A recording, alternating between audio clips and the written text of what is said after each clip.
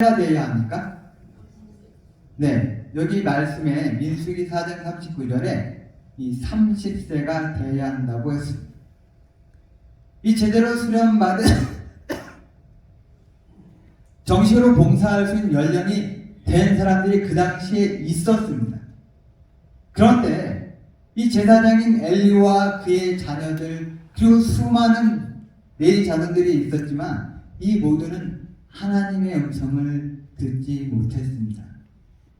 이 성막에서 잔 심부름이나 했을 법한 그 꼬맹이가 유일하게 하나님의 음성을 들었습니다. 경험 많고 연륜이 쌓인 엘리나 다른 내리 자손들이 더 하나님의 음성을 듣기에 적합할 것 같은데 현실은 그렇지 못했던 것입니다. 3장에서 사무엘의 경우 하나님의 음성을 듣는 것이 나이에 상관없음을 말씀해주고 있습니다. 신앙을 오래 했다거나 활동을 많이 했다고 또 교회에 기여를 많이 했다고 혹은 또 목사이거나 장로이거나 집사이기에 하나님의 음성을 듣는 것이 아니라 하나님의 음성을 들을 준비가 되어 있는 사람들에게 하나님의 음성이 임하는 것입니다. 반대로 그러면 어린이는 순수해서 하나님의 음성을 듣기가 쉽고 나이가 들면 순수하지 못해서 듣기가 어려울까요? 네, 이 역시 숫자에 불과한 것입니다. 결국 그런 것이 아님을 성경 말씀이 증명해주고 있습니다. 누가복음 2장에 마리아가 아기 예수를 데리고 봉헌을 하기 위해서 성전에 올라갔습니다. 이 성전에 올라갔을 때 두 인물을 만나게 됩니다. 자, 누가복음 2장에 있는 말씀을 좀 살펴보도록 하겠습니다. 함께 읽도록 하겠습니다. 시작. 예루살렘에 시몬이라는 사람이 있으니 이 사람은 의롭고 경건하여 이스라엘의 위로를 기다리는 자가 성령 위에 계시더라.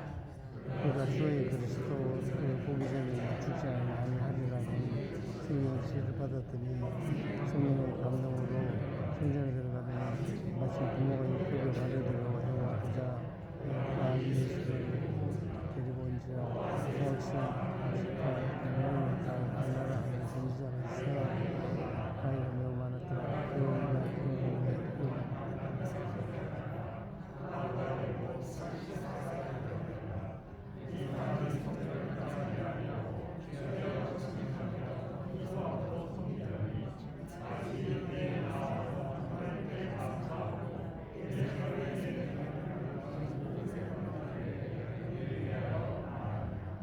네, 방금 읽었던 말씀에 시몬과 안나라는 여호 선지자가 등장을 합니다.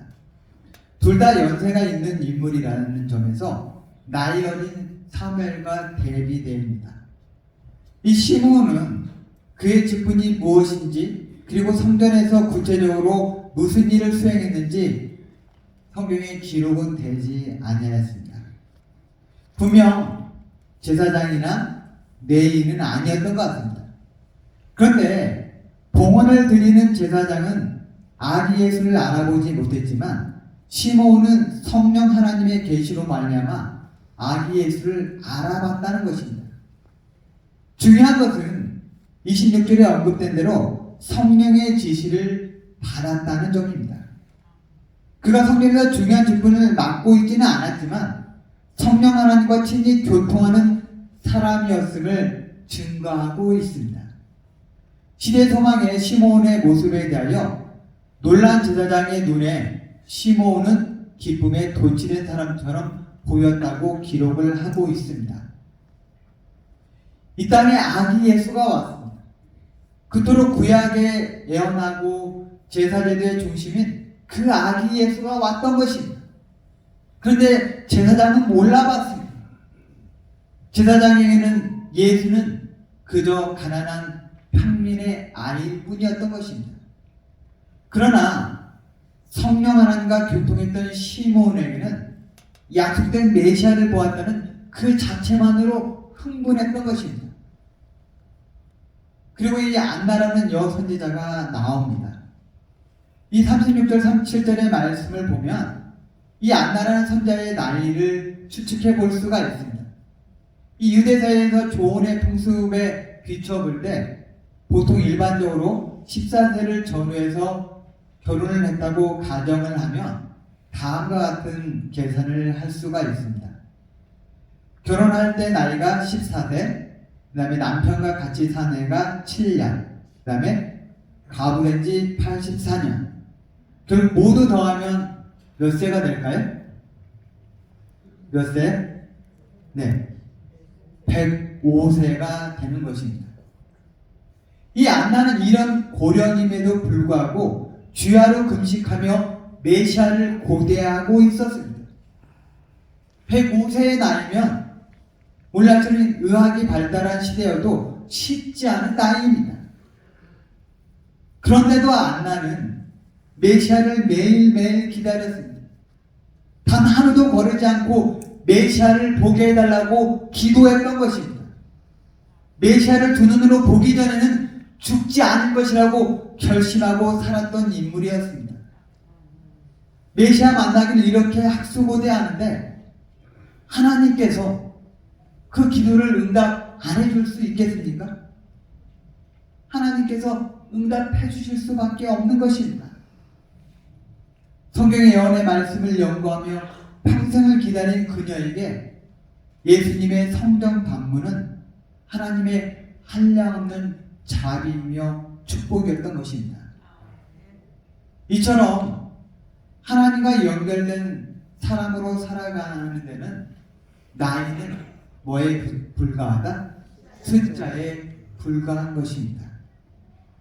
나이 어린 사무엘처럼 시몬이나 안나처럼 하나님과 늘 교통하며 살아가는 우리 성도님들 되시기를 간절히 소망합니다. 아멘. 세 번째로 하나님의 음성에 귀를 기울여야 합니다. 하나님의 등불은 아직 꺼지지 아니하였으며 사무엘은 하나님의 궤에 있는 여호와의 전 안에 누웠더니 여호와께서 사무엘을 부르시는지라 그가 대답하되 내가 여기 있나이다 하고. 하나님께서 사무엘을 부르던 그 시간에 사무엘이 아주 깊은 잠에 이렇게 빠져 있었다든지 아니면 뭔가 아주 다른 일에 정신이 팔려 있었다면 아마도 하나님의 음성을 듣지 못했을 것입니다. 또 소음이 심한 곳에 있었다면 듣지 못할 수도 있었을 것입니다. 이처럼 하나님의 음성을 듣기 위해서는 하나님의 음성을 듣지 못하게 하는 환경으로부터 벗어나야 하는 것입니다. 3절에 사무엘이 기거하던 장소가 하나님의 궤가 있는 여호와의 성전 안에 누워 있었다고 했습니다. 사무엘이 머물렀던 장소 자체가 구별된 장소였습니다. 하나님의 음성을 잘 듣기 위해서는 첫째 뭐가 필요하다? 구별된 장소가 필요하다는 것입니다. 무엇보다도 정신을 딴 데 팔지 말아야 하는 것입니다. 이 어린 시절에 친구들과 놀다 보면 시간 가는 줄 모르고 놀았습니다. 그러면 이제 종종 이 부모님들이 높은 이제 언덕에 올라가서 누구야 부르면서 밥 먹어라 이렇게 부릅니다. 그런데 놀다 보면 그 부모님의 부르는 소리가 들립니까 안 들립니까? 안 들리는 것입니다. 또 제가 이 듣지 못하고 이렇게 계속해서 딴짓하고 있으면 옆에 있는 친구들이 이렇게 말해요. 야 누구야? 승구가 지금 니네 아빠가 부르는 것 같은데 빨리 가봐야 되지 않을까? 이러면은 제가 뭐라고 대답했을까요? 아이고 지금 따지치고 이제 무슨 소리냐. 지금부터 이제 술 따기 시작했는데 가긴 어딜 가. 계속 쳐야지. 이러면서 부모님의 목소리를 외면했던 적이 한두 번이 아니었습니다. 마찬가지로 어른인 저희들도 이 딱지 같은 재물에 또 구슬 같은 명예에 정신이 팔려서 하나님의 음성을 종종 듣지 못하는 경우가 있는 것입니다. 그리고 하나님의 음성을 잘 듣기 위해서는 잠시 멈춤의 시간이 필요한 것입니다. 아멘. 흔히 가정에서 이렇게 집중해서 재미있는 드라마를 보고 있으면 누가 말을 걸면 뭐라고 말합니까? 뭐라고 합니까? 지금 말 걸지 마. 지금 말하지 말고 나중에 아주 중요한 장면이라고 이 얘기 못 들어줘. 이런 장면들을 흔히 우리 가정에서 경험하게 됩니다. 별거 아닌 드라마도 어떻게 해서 봐야 돼요? 집중해서 봐야 그 내용이 무엇인지 이해하게 되는 것입니다. 하나님의 음성을 잘 듣기 위해서는 잘 들을 수 있도록 사소한 일들을 멈춰야 하는 것입니다. 하나님의 음성에 귀 기울이도록 하지 못하는 환경들을 내 주변에서 제거해야 하는 것입니다. 누군가 와서 말을 걸게 되면 우선은 어떻게 합니까? TV를 보고 있으면 TV를 끄게 되고, 또 누군가 통화를 하다가 누가 사람이 찾아오게 되면 전화 통화를 잠시 멈추듯이 하나님의 음성을 듣기 위해서는 다른 것들을 멈춰야 하는 것입니다. 여기에 계시는 성도님들 여러분들께서는 하나님의 음성을 듣기 위해서 잡다한 일들을 멈추고 계십니까? 엘빈 토플러의 이 권력의 이동이라는 책에서 권세나 권력이 이렇게 역사적으로 흘러간다고 이야기를 하고 있습니다. 이 문명이 발달하기 전에는 이 완력이라는 권세가 있었습니다. 힘, 체력이라는 권세가 있었는데 힘센 사람이 무조건 제일이었습니다. 다음에는 이 경제력이 권세입니다. 돈이 많으면 양반이 되고 돈 때문에 존경도 받습니다. 요즘에는 부가 권세라서 그래서 사람들이 길을 쓰고 돈을 모으려고 하는 것입니다. 그 다음에는 뭐가 권세일까요? 요즘에는 지식이 권세입니다. 이 IT 분야가 관심을 받으면서 이쪽 분야의 지식을 가진 사람들이 소위 플랫폼 사업을 통해서 시장을 선점하고 지배의 권세를 휘두르는 세상이 되어가고 있습니다. 그 다음에는 이 도덕적 권세라고 했습니다. 이 모든 것을 다 가지고 있어도 도덕성을 사람이 잃어버리게 되면 다 잃어버리게 됩니다. 이 전임 박원순 시장이나 안희정 지사나 이런 인물들이 이 차기 대통령 후보로 거론될 만큼 큰 인물들이었습니다. 그러나 한순간에 도덕성이 무너지니까 모든 것들이 이 사람들 곁에서 사라지게 되었습니다. 그런데 이 책에서 이런 도덕성보다 더 큰 권세가 있다고 했습니다. 그것이 바로 영적 권세라고 이야기를 하고 있습니다. 하나님과 얼마나 잘 소통하느냐가 결국 힘이라는 것입니다. 19절 말씀에 이렇게 9절 말씀에 이렇게 언급하고 있습니다. 함께 읽도록 하겠습니다. 시작. 사무엘이 자라매 여호와께서 그와 함께 계셔서 그의 말이 하나도 땅에 떨어지지 않게 하시니 사사이며 선지자이며 제사장 역할을 했던 사무엘의 권세는 하나님과 연결된 영적인 권위에서 비롯된 것이었습니다. 한 나라의 국회의원이나 장관, 대통령이 요직에 있는 사람들의 진짜 권세는 뭐의 권세입니까? 말의 권세입니다. 말의 권세. 이 중요한 직책을 가지고 있는 사람들의 말 한마디 한마디가 뭐예요? 다 힘을 발휘하는 것입니다. 그러니까 TV에서 매일 저녁마다 뉴스에 대통령이 한마디 하면 그 한마디를 그대로 방송해 주는 것입니다. 그런데 대통령이라 할지라도 그 말이 종종 무시당하는 경우가 있습니까? 없습니까? 네, 굉장히 많은 경우에 대통령이라 할지라도 그 말에 권위가 없는 것을 보게 되는 것입니다. 근데 19절 말씀에서 사무엘의 말은 한마디도 땅에 떨어지지 않았다고 말씀하고 있습니다. 그 의미는 사무엘이 말한 것은 모두 말한 대로 다 이루어졌다는 것입니다. 하나님의 음성을 듣고 소통하는 신앙인은 바로 이런 사무엘과 같은 놀라운 영적인 권세를 얻게 되는 것입니다. 우리도 사무엘처럼 하나님과 제대로 소통하고 살게 되면 이렇게 놀라운 영적 파워를 가지게 된다는 것입니다. 여기 계신 성도 여러분,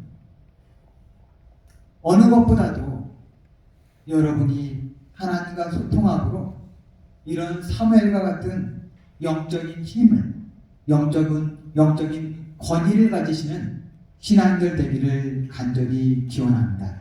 아멘. 오늘 말씀에 대한 요약입니다. 첫째, 가장 큰 위기는 영적 위기입니다. 하나님과 연결되지 않은 사람은 곧 영적으로, 육신적으로 죽음을 맞이할 수밖에 없습니다. 두 번째, 하나님의 음성을 듣는 데는 어린이라고 유리하고 나이 많은 노인이라고 불리한 것이 아닙니다.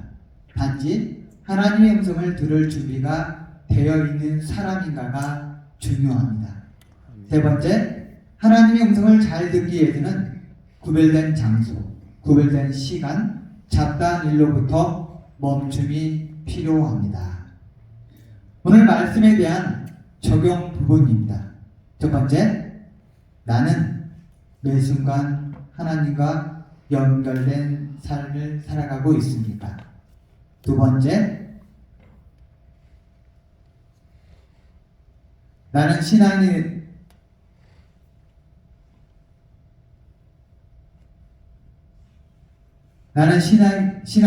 나의 신앙생활에 하나님의 음성을 잘 듣기 위해서 당장 버려야 할 것은 무엇입니까? 이 두 가지 질문에 대해서 잠시 시간을 두고 생각해 보면 좋겠습니다.